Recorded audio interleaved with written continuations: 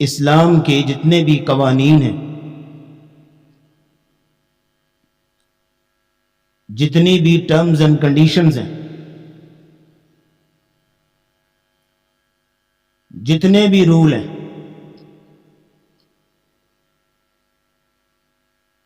ان سب کے پیچھے جو بیسک حکمت ہے، جو مین میتھڈولوجی ہے، وہ یہ ہے کہ انسان کی زندگی میں نکھار پیدا ہو، انسان اخلاقی لحاظ سے خوبصورت بنے،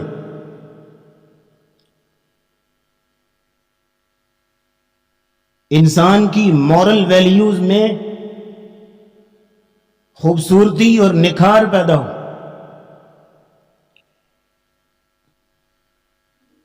ان قوانین میں سے ایک قانون،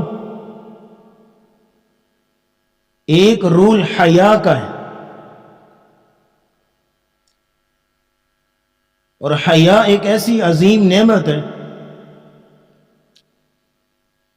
جس بندے کو نصیب ہو جائے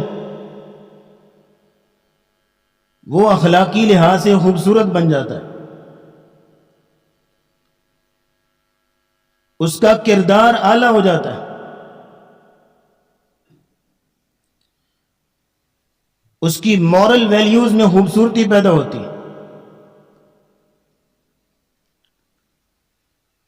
حیا عربی زبان کا لفظ ہے، اس کے کئی معنی ہیں۔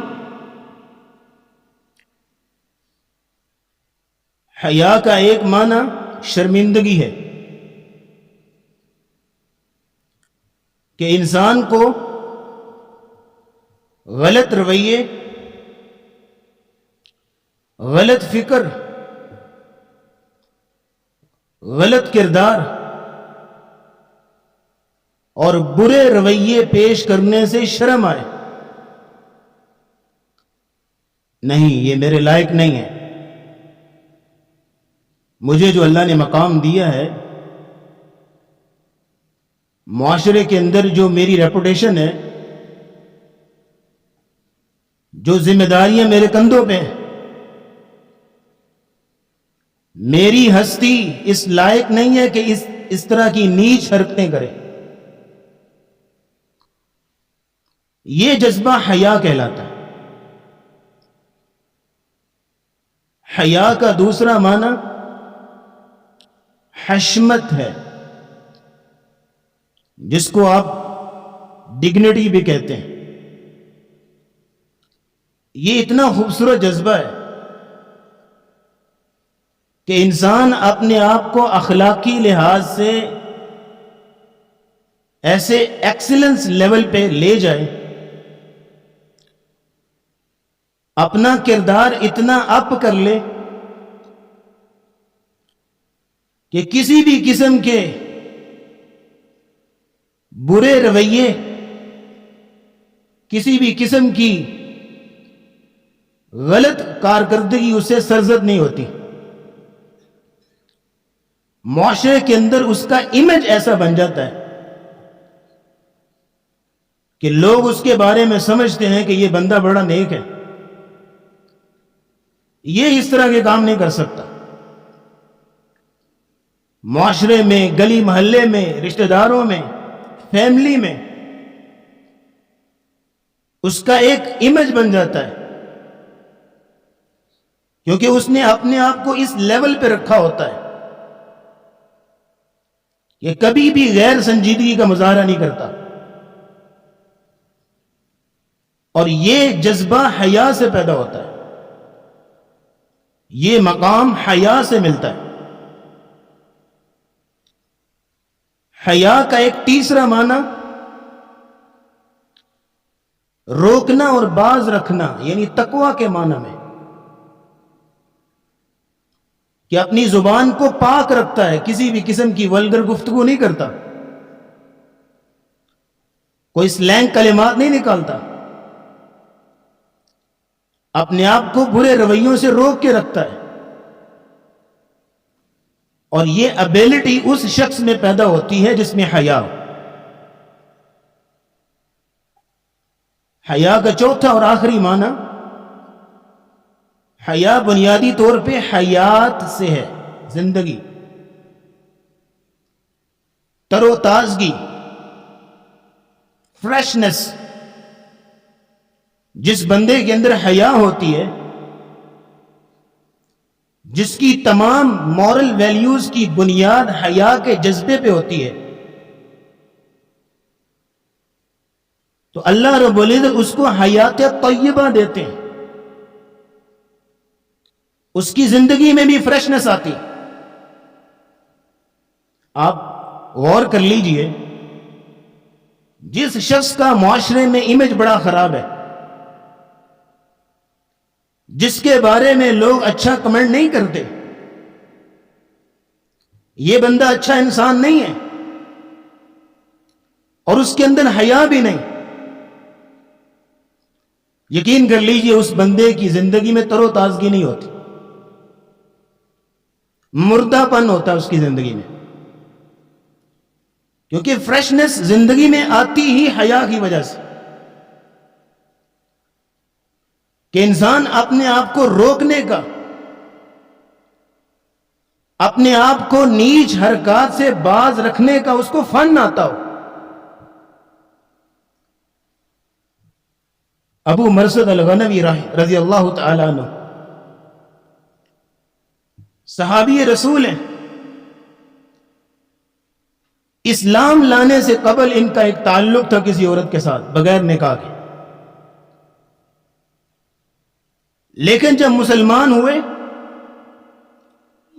سنن نسائی کی روایت ہے، ان کی زندگی کا ایک مشن انہوں نے بنایا ہوا کہ جو کہ ہجرت ہو چکی تھی، تو جو کمزور مسلمان مکے میں تھے، ہجرت نہیں کر پا رہے تھے، ایک ایک کر کے ان کو اپنے کندھوں پہ اٹھاتے اور مدینے پہنچاتے تھے۔ اب یہ بڑا رسکی کام تھا، رات کی تاریکی میں چپکے سے کسی کو نکالنا، اور پھر مکے سے مدینے، اتنا لمبا سفر۔ انہوں نے کئی لوگوں کو جو مدینے پہنچایا، واقعہ منقول ہے، امام نسائی نے اپنی سنن میں روایت کیا، ایک رات چپکے سے نکل رہے مکے سے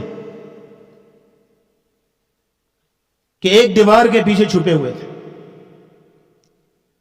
وہ دیوار اس عورت کی تھی جس کے ساتھ تعلق تھا اسلام سے پہلے،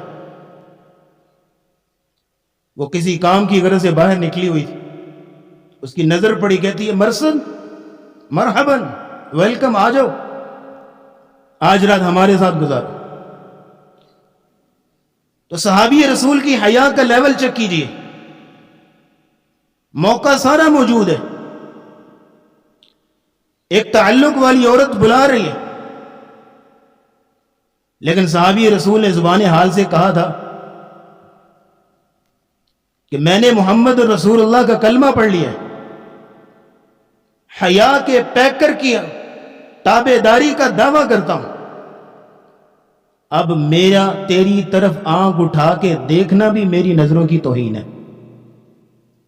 یہ حیا ہوتی ہے کہ انسان اپنے آپ کو اتنا اپر لیول پہ لے جائے کہ کسی بھی قسم کی نیچ حرکت کی اس سے توقع نہ رہے۔ اور ہم نے بتایا تھا کہ حیا ایمان سے پیدا ہوتی ہے، جس بندے کے اندر ایمان نہیں ہے، یہ پکی ٹھکی مہر ہے کہ وہ بے حیا انسان۔ جس بندے کو اتنا ہی امیجن نہیں ہوتا کہ میرا رب مجھے دیکھ رہا ہے اور میں کس طرح کی حرکتیں کر رہا ہوں، آپ اس بندے سے کون سی حیا کی امید رکھتے ہیں؟ ہم نے روایت پڑھی تھی لاسٹ ٹائم، نبی اسلام نے فرمایا الحیاء والایمان قرنا جمیعا، حیا اور ایمان دونوں ڈائریکٹلی پروپورشنل ہیں، فَإِذَا رُفِعَ أَحَدُهُمَا رُفِعَ الْآخَرُ، اگر ان دونوں میں سے ایک چیز بندے کے اندر ختم ہو گئی تو دوسری آٹومیٹکلی ختم ہو جائے گی۔ اور اس حدیث کو ایکسپلین کرتے ہوئے وہب ابن منبہ نے کتنی خوبصورت بات کہی. اس نے کہا الایمان عریان، ایمان برہنہ ہوتا ہے، بے لباس ہوتا ہے، ننگا ہوتا ہے. ایمان، آپ کے پاس ایمان ہے تو وہ برہنہ ہے. وَلِبَاسُهُ التَّقْوَى، ایمان کا لباس تقوی ہے. جو شخص ایمان کا دعویٰ کرے لیکن اس کے پاس تقوی نہیں، اپنے آپ کو نیگیٹیوٹی سے روکنے کا فن نہیں ہے اس کے پاس، اس کا ایمان بے لباس. تو برہنہ چیز کی کوئی ویلیو نہیں ہوتی. اور اگلی بات کہتے ہیں ایمان کا لباس تو تقوی ہے. وَزِینَتُهُ الْحَیَاءُ، ایمان کی ڈیکوریشن، ایمان کا میک اپ اور خوبصورتی حیا سے آتی ہے. ایک مثال لے لیجئے، آپ نے ایک عمارت کا ڈھانچہ کھڑا کیا تو اتنی خوبصورت نہیں لگے گا. جب آپ پلسٹر کریں گے تو مانا کہ تقوی کا لباس آ گیا، اب تھوڑی خوبصورتی آ گئی. جب آپ اس پہ پینٹ شینٹ کریں گے یعنی حیا کی زینت اس پہ چڑھ گئی تو اب وہ عمارت بڑی خوبصورت ہے. یہی حال ایمان کی عمارت کا ہے. اسی لیے نبی کریم صلی اللہ علیہ وسلم نے فرمایا الحیاء شعبۃ من الایمان، حیا ایمان کا ایک شعبہ ہے. اور بشیر بن کعب انہوں نے کتنی خوبصورت بات کہی، کہنے لگے ان من الحیاء وقارا وان من الحیاء سکینۃ. حیا کے ساتھ انسان میں وقار پیدا ہوتا ہے، سنجیدگی آتی، متانت پیدا ہوتی. حیادار آدمی جہاں بھی جاتا ہے سلجھا ہوا لگتا ہے. ایک انسان ہے، اس کی حرکات، اس کا ماحول، اس کا انوائرمنٹ، آپ جس کمرے میں رہتے ہیں آپ کا کمرہ آپ کی حیا کی عکاسی کرتا ہے. آپ کا کمرہ آپ کے ادب و اداب ہونے کی عکاسی کرتا ہے کہ آپ کے اندر مینرز کتنے ہیں. تو حیا انسان کے اندر یہ چیز پیدا کرتی ہے. اور تیسری بات حیا کے حوالے سے، حیا ایک ایسا لیول ہے کہ جب بندے کے اندر پیدا ہو جائے تو اللہ رب العزت اس کی کسی بات کو رد نہیں کرتے، اس کی کوئی بات نہیں موڑتے. لیکن بے حیا انسان سے اللہ کو بڑا گلہ ہے. روایت کے الفاظ پڑھنے لگا واللہ العظیم رونگڑے کھڑے ہوتے ہیں اور دل تھر تھر کانپتا ہے اللہ کا گلہ اور اللہ کے گلے کے الفاظ سن کے. اللہ کہتے ہیں ما انصفنی عبدی، میرے بندے نے میرے ساتھ انصاف نہیں کیا. کیسے؟ اللہ فرماتے ہیں یدعونی فاستحیی ان اردہ، میرا بندہ مجھ سے دعائیں کرتا ہے ہاتھ اٹھا کے، مجھے حیا آتی ہے، شرمندگی ہوتی ہے کہ اپنے بندے کے ہاتھوں کو خالی واپس موڑ دوں.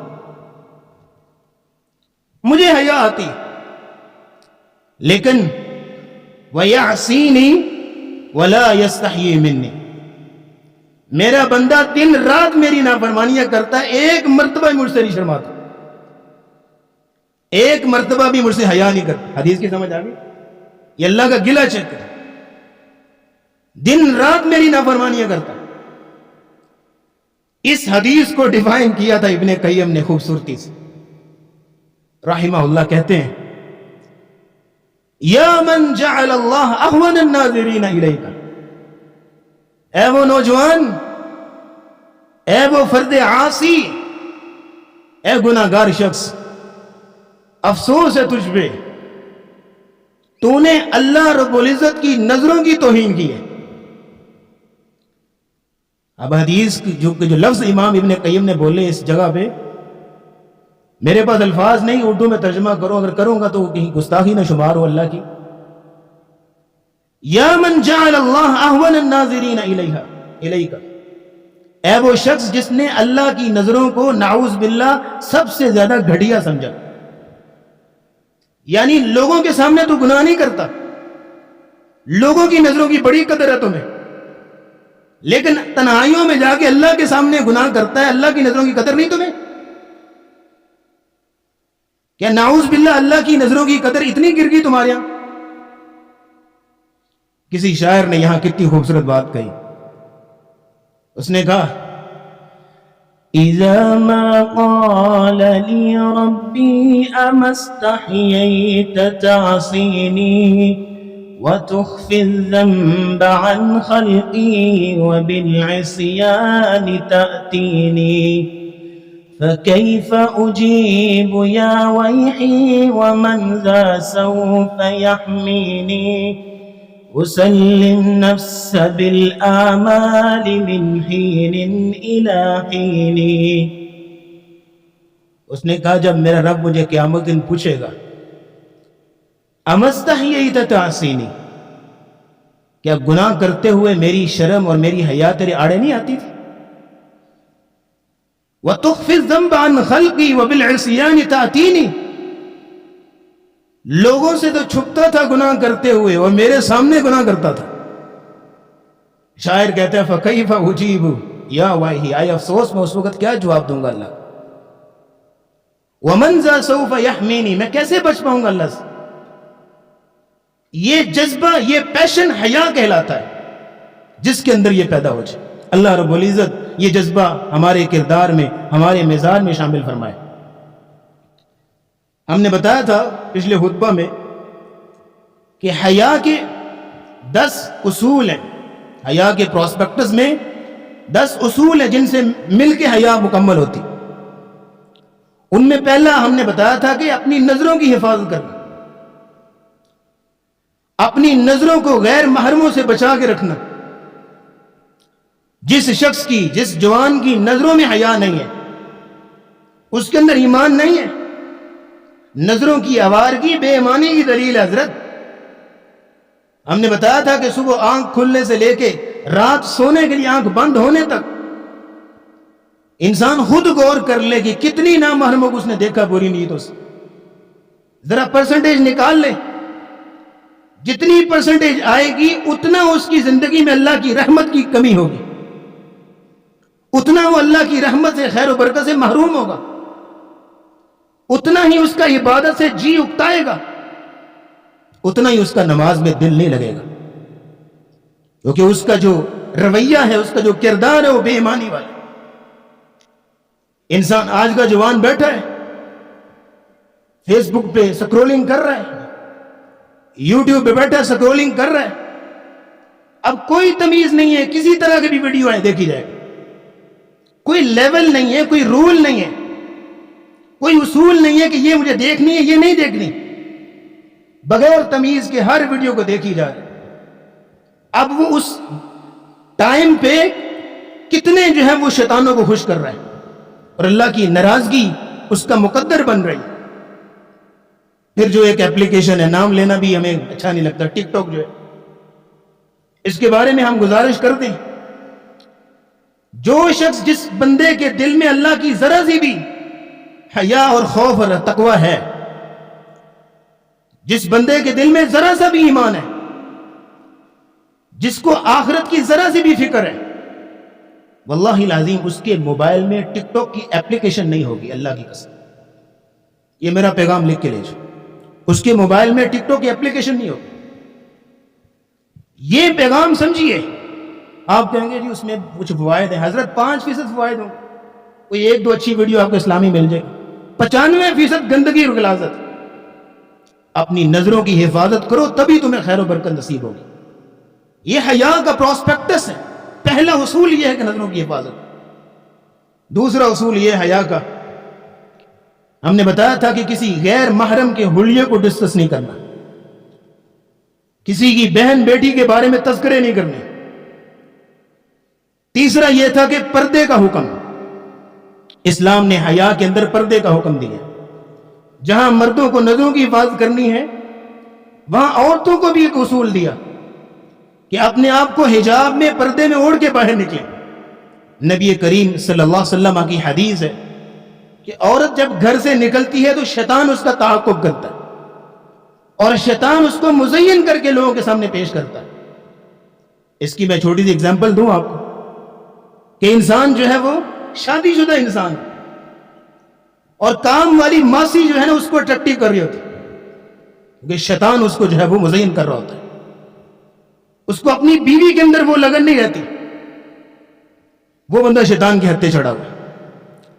انسان اپنے اندر اس طرح کی حیا پیدا کرے, اپنا ایک لیول ہو, اپنا ایک معیار ہو, ایک اصول ہو, ایک کرائٹیریا ہو کہ میں نے کس طرح کی زندگی گزارنی. نبی اسلام نے اسی لیے کہا تھا نا, عورت جب گھر سے نکلتی ہے شیطان اس کا تعاقب کرتا ہے, اس کو مزین کر کے پیش کرتا ہے. تو ہم اکثر بتاتے ہیں کہ پردے کی دو قسمیں, ایک پردہ خمار ہے صرف دوپٹہ, وہ گھر میں گھر کے مردوں کے سامنے, باپ ہے جو محرم رشتے ہیں, باپ ہے, بیٹا ہے, بھائی ہے, ان کے سامنے دوپٹہ اوڑھنا ہے. دوسرا پردہ ہے پردہ جلباب جو سورہ احزاب میں اللہ نے بیان کیا, وہ تب ہے جب غیر محرم کے سامنے نکلنا, یعنی برقع اور حجاب اوڑھنا, اپنے چہرے کو بھی ڈھانپنا.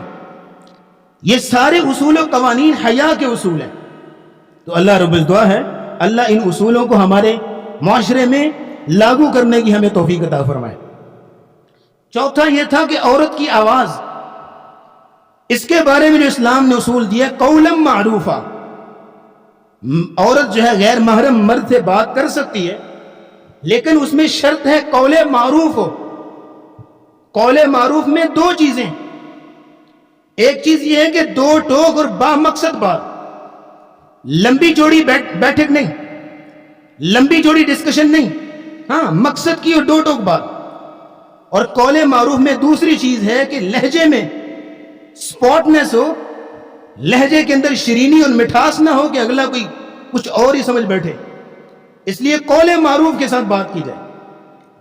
پانچویں چیز یہ تھی کہ اسباب زنا اور اسباب بے حیائی سے انسان اپنے آپ کو بچائے. قرآن نے بار بار اس چیز کی طرف توجہ دلائی, وَلَا تَقْرَبُوا الْفَوَاحِشَ مَا ظَهَرَ مِنْهَا وَمَا بَطَنَ. فحاشی کے قریب تک نہ جاؤ, ایسے عوامل سے بچو جو تم کو بے حیائی کی طرف لے کے جاتے ہیں. دیکھیے اسلام نے ہمیں دو آئیڈیل دیے بنیادی طور پہ قرآن نے. پہلا آئیڈیل جو ہے حضرت موسیٰ علیہ السلام اور دوسرا جو ہے وہ حضرت یوسف علیہ السلام. توجہ کیجئے گا, حضرت موسیٰ علیہ السلام نے انہوں نے نکاح کی عظمت کو سمجھایا ہے. حضرت موسیٰ نے نکاح کرنے کے لیے 10 سال بکریاں چرائی ہیں. حضرت موسیٰ کا حق مہر کیا تھا؟ 10 سال بکریاں چرانی, یہ ان کا حق مہر تھا نکاح کے لیے. اور زنا اتنی بری اور بدترین چیز ہے کہ حضرت یوسف علیہ السلام نے اس سے بچنے کے لیے 10 سال قید کاٹی تھی, اس زنا سے بچنے کے لیے. ہمارے یہ آئیڈیل ہے, یہ ہمارے ہیروز ہیں. ہمارے مسلمانوں کا کوئی ایک جوان راستے میں کھڑا کر لو, کس کو حضرت یوسف کا واقعہ نہیں آتا؟ بلا سب کو آتا ہے.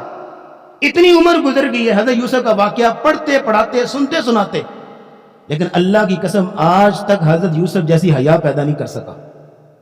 یہ کس طرح کی مسلمانی کہ تمہیں کس کو نہیں آتا حضرت یوسف کا واقعہ؟ سب کو آتا ہے, لیکن اتنی عمر ہوگی آج تک حضرت یوسف جیسا حیا پیدا نہیں کر پائے.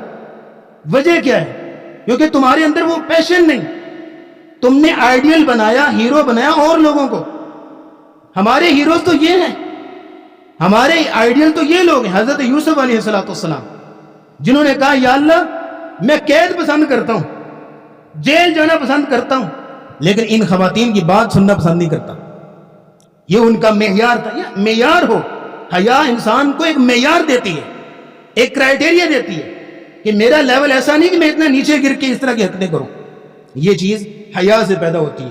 اللہ رب العزت ہمیں یہ نصیب فرمائے. چھٹی چیز تھی حیا کے پراسپیکٹس میں کہ غیر محرم کے ساتھ خلوت نہیں اختیار کرتی. نبی کریم صلی اللہ علیہ وسلم نے فرمایا لا يخلون رجل بامرأة الا كان ثالثهما الشیطان. کوئی بھی مرد اور عورت کسی بھی مقصد کے لیے ایک تنہائی میں جمع ہوتے ہیں, تیسرا ان میں شیطان ہوتا ہے اور وہ شیطان ان کو گائیڈ کر رہا ہوتا ہے. اس لیے بڑی معذرت کے ساتھ ہر گھر کی اپنی مجبوریاں ہوتی ہیں، ہر گھر کی اپنی جو ہے وہ ایک سیٹ اپ ہوتا ہے. عورت کا اپنے گھر کے ڈرائیور کے ساتھ جانا یہ خوش آئند بات نہیں ہے. آپ کے گھر کی بہن، بیٹی، بہو اکیلی گاڑی میں ڈرائیور کے ساتھ لمبا سفر کرے، یہ خوش آئند بات نہیں ہے. نبی کریم صلی اللہ علیہ وسلم نے فرمایا لا تسافر المرأة الا مع ذی محرم، عورت صرف محرم کے ساتھ سفر کرے، غیر محرم کے ساتھ سفر نہ کرے. یہ حدیث ہمیں تب یاد آتی ہے جب حج عمرے کا معاملہ ہوتا ہے جی، کہ وہاں پہ پھر فکر پڑتی ہے عمرے میں بھیجنا اماں جی کو، تو قاری صاحب محرم نہیں مل رہا کیا کریں، وہاں بھی فکر پڑتی ہے، جبکہ عام دنوں میں فکر ہی نہیں ہوتی. حضرت یہ عام حالات میں بھی حدیث اپلائی ہوگی کہ غیر محرم کے ساتھ مارکیٹ تک جانا یہ بھی ایک سفر کے زمرے میں، یہ بھی جائز نہیں ہے، یہ بھی خوش آئند بات نہیں ہے. اس لیے یہ حیا کا پروسپیکٹس ہے اور اس کا اصول ہے کہ غیر محرم کے ساتھ عورت کا خلوت اختیار کرنا یہ قطعی طور پر اسلام کو پسند نہیں ہے. ساتویں چیز جو ہم نے پچھلے جمعے میں بیان کر دی تھی وہ یہ ہے کہ سیکرٹ ریلیشن شپس قائم کرنا. جو یورپ نے ہمیں گندی جو ہے وہ ٹرمز دے دی گرل فرینڈ اور بوائے فرینڈ کی، قرآن نے 2 جگہ پہ کنڈیم کیا ہیں، سورہ نساء میں اور سورہ مائدہ میں. وَلَا مُتَّخِذِي أَخْدَانِ، ہاں نکاح کرو جائز طریقے سے، سیکرٹ ریلیشن شپ قائم نہ کرو، یہ قطعی طور پہ ناجائز. وَلَا مُتَّخِذِي أَخْدَانِ.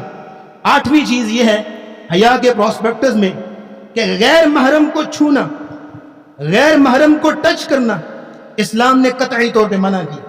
آج کل تو مسافر ہو رہے ہیں اور نبی کریم صلی اللہ علیہ وسلم نے فرمایا تھا لَأَن يُطْعَنَ فِي رَأْسِ أَحَدِكُمْ بِمِخْيَةٍ مِّنْ حَدِيدٍ، تم میں سے کسی بندے کے سر میں ہتھوڑی کے ساتھ کیل ٹھونک دیا جائے، یہ اس کے لیے بہتر ہے کہ وہ کسی عورت کو ہاتھ لگائے، کسی عورت کو ٹچ کرے جو غیر محرم ہے اس کے لیے. یہاں اب کمپیریٹیولی چیک کر لو، بہتر کیا ہے کہ سر میں کیل ٹھونکنا اور بدتر کیا ہے کہ کسی غیر محرم کو چھونا. یہ اسلام کا کرائٹیریا، یہ اسلام کا معیار ہے. 9واں اور سیکنڈ لاسٹ اصول یہ ہے حیا کا کہ انسان جو ہے وہ اسلام نے یہاں تک بتایا کہ مترادف جنس 2 میل اور میل آپس میں ایک بستر میں نہیں لیٹ سکتے. قرآن مجید میں بھی اسی طرف اشارہ ہے اور نبی اسلام نے فرمایا لا ينظر الرجل الى عورت الرجل، کوئی مرد کسی مرد کے سطر کی طرف نہ دیکھے. عورت کی طرف تو الگ میٹر ہے، اس کے بارے میں آپ کو بتا دیا. مرد کسی مرد کے سطر کی طرف نہ دیکھے. ولا ينظر المرأة الى عورت المرأة، اور نہ ہی کی عورت کسی عورت کی سطر کی طرف دیکھے، اور نہ ہی مترادف جنس والے ایک بستر میں لیٹ سکتے. اسلام نے یہاں تک جو ہے وہ احتیاط کا دامن پکڑنے کی توفیق جو ہے وہ ہمیں تلقین کی. 10واں اور آخری اصول ہے حیا کا، اسلام نے جنسی تسکین کے لیے ایک ہی ذریعہ بتایا. قرآن میں آتا ہے وَالَّذِينَ هُمْ لِفُرُوجِهِمْ حَافِظُونَ، جو لوگ اپنی شرمگاہوں کی حفاظت کرتے ہیں، إِلَّا عَلَىٰ أَزْوَاجِهِمْ، مگر صرف اپنی بیویاں. جنسی تسکین کا صرف ایک ذریعہ. اس کے بعد فرمایا فَمَنِ ابْتَغَىٰ وَرَاءَ ذَلِكَ، جو اس کے علاوہ کسی اور ذریعے کا انتخاب کرتا ہے، وہ انڈیویجول ہے، وہ کوئی اور کسی طرح کا بھی ہے، فرمایا فَأُولَٰئِكَ هُمُ الْعَادُونَ، یہ لوگ زیادتی کرنے والے ہیں اور یہ لوگ مجرم ہیں اللہ کے. اسلام نے کرائٹیریا بنا دی، ایک اصول قائم کر دیا. یہ حیا کے 10 اصول ہیں. جس بندے کے اندر ایک چیز کی بھی کمی ہے اس کے اندر حیا پوری نہیں. حیا کو مکمل کرنے کے لیے اپنے اندر ان 10 چیزوں کا ہونا لازمی. اور آخری گزارش آپ کے سامنے رکھنا چاہوں گا، ایک حیا والے انسان کی نشانی کیا ہوتی، اس کی علامت کیا ہوتی. پہلی چیز تو یہ ہے کہ اس کے اندر یہ 10 چیزیں پائی جاتی، ان 10 چیزوں کا خیال رکھتا ہے. بے حیا شخص جو ہے وہ مشرک ہوتا ہے، ہم نے بتایا تھا، کیونکہ وہ اپنی خواہشات نفس کا پجاری ہوتا ہے. اس کے لیے اللہ کے حکم کی کوئی قدر نہیں. آج دل کر رہا ہے عبادت کرنے کو، دل کرے گا، دل نہیں کر رہا نہیں کرے گا. اپنے موڈ پہ چلنے والا بندہ مشرک ہوتا ہے. ہم نے بتایا تھا کہ شرک صرف یہ نہیں ہے کہ آپ غیر اللہ کو پوجیں، اس کے سامنے ماتھا ٹیکیں. شرک یہ بھی ہے کہ آپ اللہ کی مرضی، اللہ کے طے کیے ہوئے حلال و حرام کو چھوڑ کر اپنے حلال و حرام طے کر لیں اور اپنی مرضی کریں. آپ نے یہ شرک کیا اللہ رب العزت کی توحید میں. دوسرا ہم نے بتایا تھا کہ بے حیا شخص مومن نہیں ہوتا. نبی اسلام نے فرمایا لا یؤمن احدکم حتی یکون ہواہ تبعا لما جئت بہ. تم میں سے اس وقت تک کوئی شخص مومن نہیں ہو سکتا جب تک اپنی خواہشات کو میری لائی ہوئی شریعت کے مطابق چینلائز نہ کر لے, میری لائی ہوئی شریعت کے مطابق نہ ڈھال لے. یہ ایک مومن بندے کی نشانی ہے. تیسری بات نوٹ کیجئے, بے حیا شخص جو ہے وہ ہر گناہ کرتا ہے, کیونکہ حیا ایک ایبلٹی ہے جو انسان کو گناہ سے روکتی ہے. حیا گناہ اور بندے کے درمیان ایک بند ہے. جب وہ بند ٹوٹ گیا تو گناہ میں انسان ملوث ہو جاتا ہے. جب حیا ختم ہو جاتی ہے, نبی اسلام نے فرمایا اذا فاتک الحیاء فاصنع ما شئت. جب حیا ختم ہو جائے تو اس کے لیے کوئی گناہ بڑا نہیں رہتا, کوئی گناہ مشکل نہیں رہتا. اس لیے انسان اپنے آپ کو حیا جیسی خوبصورت ویلیو سے مزین کرے. چوتھی اور سیکنڈ لاسٹ بات اس حوالے سے کہ بے حیا شخص جو ہے وہ مہلک امراض کا شکار ہوتا ہے. نبی کریم صلی اللہ علیہ وسلم کی حدیث ہے لم تظہر الفاحشۃ فی قوم قط حتی یعلنوا بها. جب کسی قوم کے اندر فحاشی عام ہو جائے اور اعلانیہ فحاشی ہو رہی ہو, آپ نے فرمایا اس قوم کے اندر ایسی بیماریاں اللہ پھینک دیتے ہیں کہ جیسی بیماریاں کبھی دنیا میں آئی نہیں ہوتی. دیکھ لیجئے, ایک شخص جو ہے وہ جوانی میں چاہے بڑا جوبن ہو, لیکن جب ایک عرصے تک بے حیائی کا ارتکاب کرتا رہتا ہے تو بڑی بیماریوں کا شکار ہو جاتا ہے, اور اس میں جسمانی اور روحانی دونوں بیماریاں آتی ہیں. پانچویں اور آخری بات کہ بے حیا شخص کے تمام نیک اعمال, خیر اور بھلائی کے اعمال کو اللہ ضائع کر دیتے. نبی کریم صلی اللہ علیہ وسلم نے فرمایا لأعلمن اقواما من امتی یأتون یوم القیامت بحسنات امثال جبال تہامہ. میں اپنی قوم کے ایسے لوگوں کو جانتا ہوں, اپنی امت کے ایسے افراد کو جانتا ہوں جو قیامت کے دن اللہ کے پاس آئیں گے اور ان کی نیکیاں تہامہ کے پہاڑوں جیسی ہوں گی. اتنی نیکیاں, لیکن اللہ رب العزت ایک لمحے میں ان کی نیکیوں کو یوں گرد و غبار بنا کے اڑا دے گا. کوئی ضرورت نہیں تمہاری نیکیوں. صحابہ کے اندر ڈر پیدا ہوا, فکر پیدا ہوا, یا رسول اللہ ان کے بارے میں بتائیے, کچھ ان کی صفات بیان کیجیے تاکہ ہمارا شمار ان لوگوں میں نہ ہو. نبی اسلام نے فرمایا اما انہم اخوانکم ومن جلدکم. وہ تمہارے بھائی ہوں گے, تمہارے جیسے انسان ہوں گے. جس طرح تم تہجدیں پڑھتے ہو ایسے وہ بھی تہجدیں پڑھتے ہیں. تو پھر کرتے کیا تھے؟ فرمایا ولکنہم اقوام اذا خلو بمحارم اللہ انتہکوہا. کہ جب وہ تنہائی میں جاتے تھے ان کی تنہائیاں بہت گندگی ہوتی, ان کی یوٹیوب ہسٹری بڑی گندی ہوتی تھی, ان کی گوگل ہسٹری بڑی کرپٹ ہوتی تھی, ان کی فون کی گیلری بڑی ناپاک ہوتی تھی. یہ ان کی صفات ہے. مسلمانوں, آخر میں پیغام دینا چاہوں گا اپنے جوانوں کو, اپنے جو ہے یوٹیوب ہسٹری پاک رکھو, اپنے فون کی گیلری اچھی رکھو, اپنے Google history neat and clean رکھو. تمہارا فون آج ہوتا کیا ہے, آج موبائل جو ہے وہ ابا نے پکڑ لیا, اماں نے موبائل پکڑ لیا تو رنگ اڑ جاتا ہے بچے کا, رنگ اڑ جاتا ہے اور دل تھک تھک کرنے لگ جاتا ہے.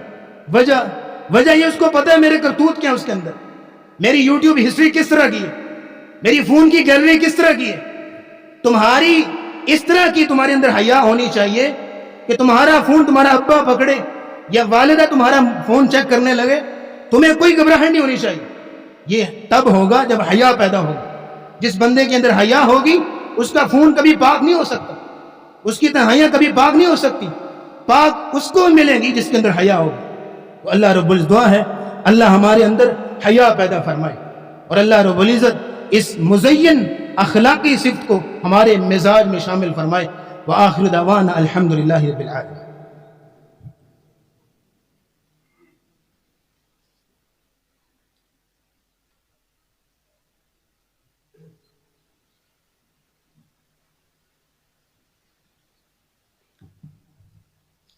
إن الحمد لله نحمده ونستعينه ونستغفره ونعوذ بالله من شرور أنفسنا وسيئات أعمالنا من يهده الله فلا مضل له ومن يضلل فلا هادي له ونشهد أن لا إله إلا الله وحده لا شريك له وأن محمدا عبده ورسوله. اللهم صل على محمد وعلى آل محمد كما بارك وسلم عليه. اللهم اشف مرضانا ومرضى المسلمين، أذهب الباس رب الناس واشف أنت الشافي لا شفاء إلا شفاؤك، شفاء لا يغادر سقما. اللهم ألبسنا لباس الصحة والعافية. اللهم اشفنا شفاء كاملا عاجلا. اللهم اكفنا بحلالك عن حرامك، وأغننا بفضلك عمن سواك. اللهم أحسن عاقبتنا في الأمور كلها، وأجرنا من خزي الدنيا وعذاب الآخرة. ربنا آتنا في الدنيا حسنة وفي الآخرة حسنة وقنا عذاب النار.